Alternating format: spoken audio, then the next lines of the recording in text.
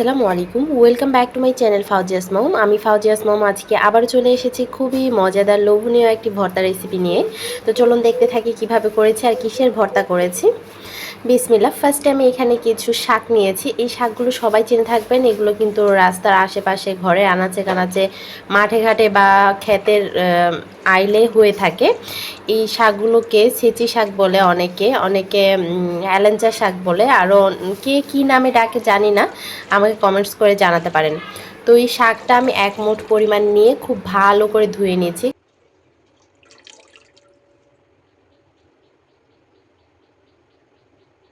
তো ভালো করে ধুয়ে তারপর পানি নিংড়ে নিচ্ছি।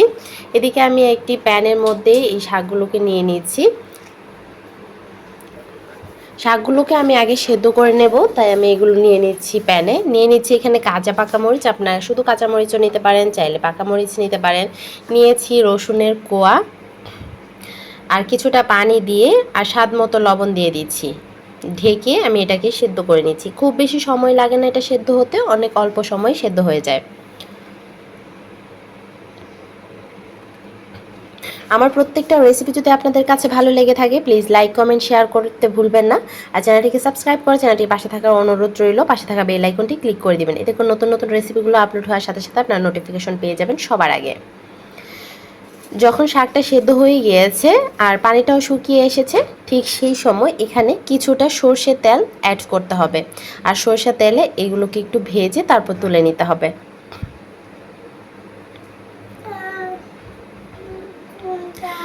আমি অফ ক্যামেরায় সরষের তেলটা অ্যাড করেছিলাম, তার জন্য দুঃখিত। এবারে আমি একটু নেড়ে চেড়ে ভেজে তারপর তুলে নিচ্ছি। আর তুলে নিয়ে সেই প্যানের মধ্যে আরও কিছুটা সরষের তেল দিয়ে সেখানে পেঁয়াজ কুচি ভেজে নিচ্ছি।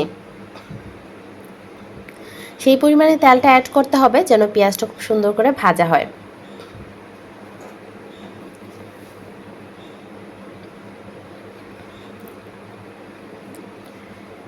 পেঁয়াজটা যখন এইরকম লাল লাল করে ভাজা হবে, ঠিক সেই সময় একই প্যানের মধ্যে অল্প কিছুটা আস্ত কালো জিরা দিয়ে দিচ্ছি। আর কালো জিরাটা এটার টেস্ট ফ্লেভার দুটোকে খুবই ভালো লাগবে। তো এবারে এই সবগুলো একসঙ্গে আমি ব্লেন্ডার জারে নিয়ে ব্লেন্ড করে নিচ্ছি। আপনার শিলপাটা থাকলে শিলপাটায় বেটে নেবেন। আমার কাছে শিলপাটা ছিল না, তাই আমি ব্লেন্ডারে ভর্তাটা করে নিয়েছি।